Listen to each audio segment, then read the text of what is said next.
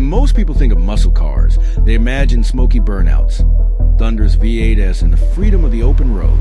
But beyond the tire marks and raw horsepower, a rare few muscle cars went further. They changed the very course of automotive history. These weren't just machines of speed and style. They were cultural icons, engineering revolutions, and global disruptors that shattered expectations and rewrote the rules of what cars could be. Some were built in extremely limited numbers. Others were so powerful they were banned from racing. And a few became collectors' holy grails worth millions. But all of them had one thing in common. They didn't just dominate streets and tracks. They left a permanent impact on the world. These are the 10 rare muscle cars that didn't just make history, they changed it. Number 10. The birth of the muscle car era can arguably be traced back to the moment the 1964 Pontiac GTO hit showroom floors.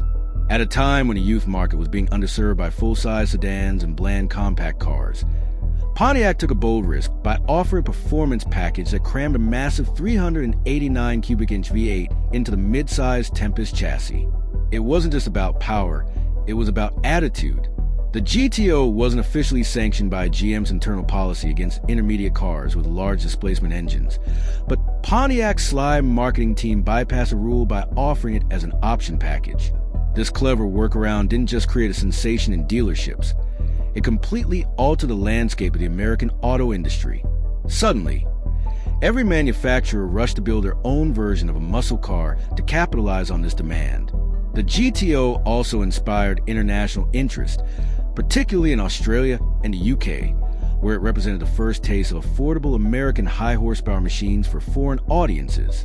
Without the GTO, the muscle car revolution might never have started. Number 9.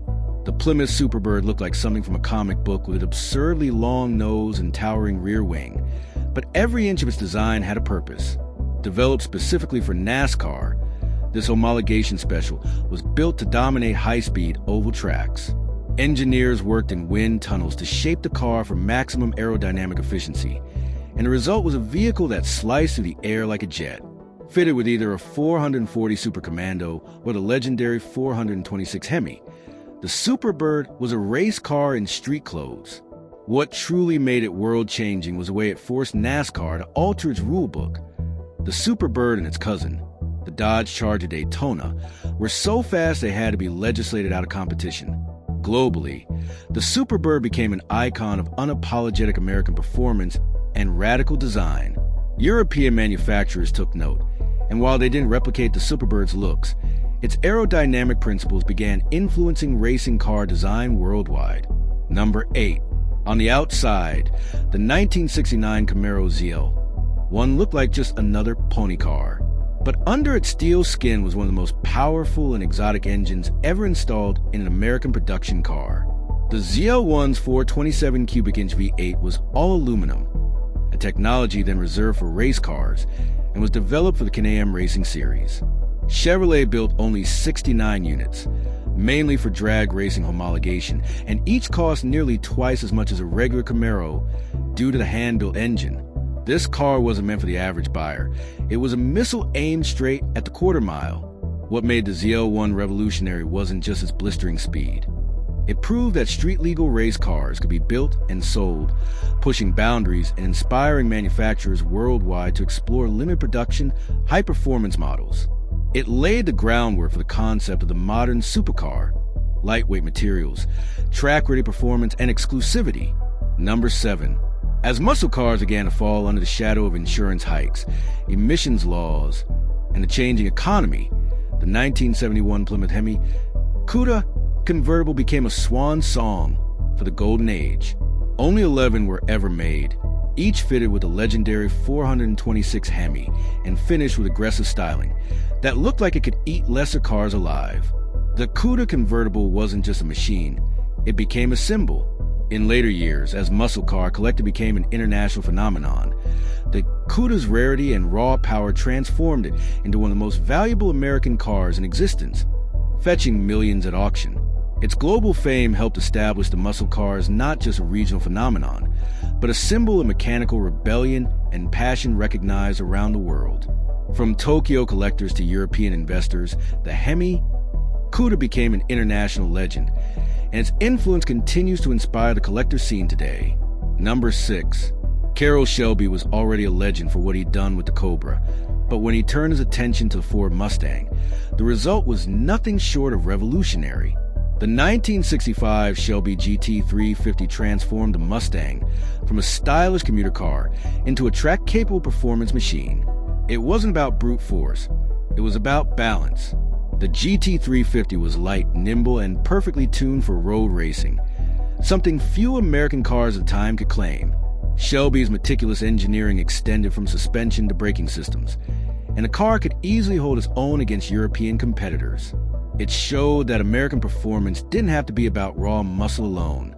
The GT350 influenced automakers in Europe and Japan to rethink their approach to performance, leading to the birth of factory-tuned sports divisions like BMW's M, Nissan's Nismo, and Mercedes-AMG. Number 5. When the Chevelle SS454 LS6 rolled off the production line, it instantly claimed the title of the most powerful factory muscle car ever built. Its 454 cubic inch big block V8 was officially rated at 450 horsepower, but actual output was often higher. Unlike many muscle cars that had flair but lacked bite, the LS6 delivered both.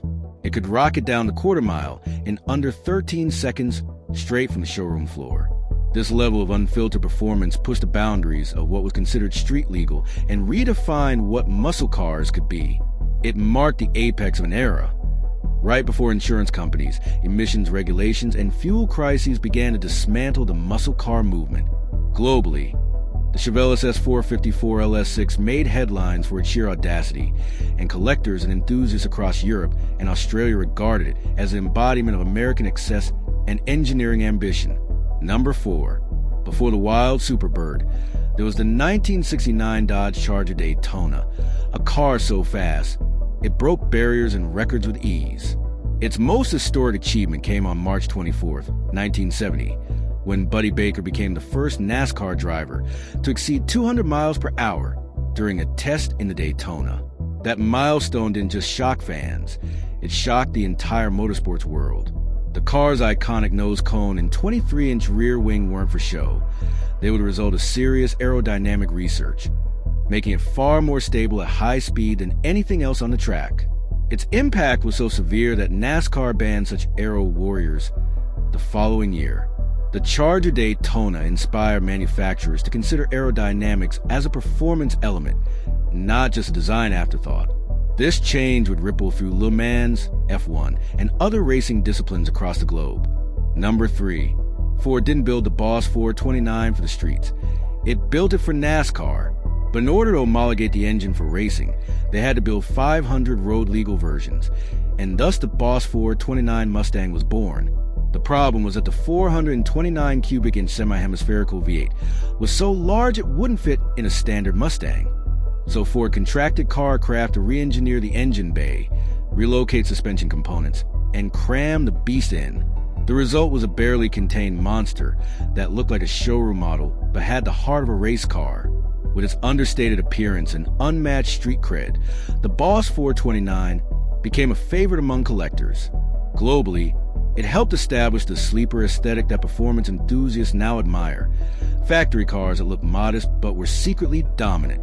It also inspired global homologation legends like the BMW M330 and the Lancia Delta Integrail. Number 2.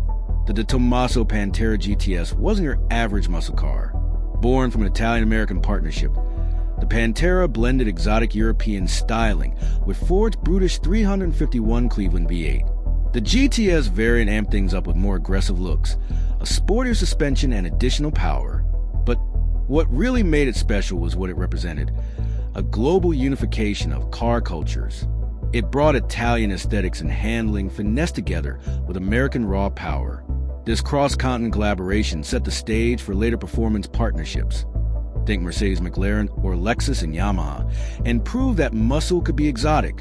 It introduced American muscle ideology to European audiences in a more palatable, stylish form, and laid the foundation for modern supercars that borrow equally from multiple traditions. Number 1. The Shelby Cobra 427 was already a terrifying machine, lightweight, overpowered, and borderline uncontrollable. But Carroll Shelby, never satisfied with enough, created the Super Snake, a version of the 427 fitted with not one, but two Paxton superchargers. The result? 800 plus horsepower in a car that weighed less than 2,500 pounds. Only two were built. One was destroyed in a fatal crash, and the other became Shelby's personal vehicle. It wasn't just rare, it was nearly mythical. The Super Snake wasn't road legal in any reasonable sense. It was a mechanical experiment in pushing the limits of performance and sanity. This car shattered expectations and redefined the upper ceiling of what a car could be. Its legacy would inspire the concept of the hypercar. Koenigsegg, Bugatti, and Hennessy all owe a nod to the Super Snake's audacity.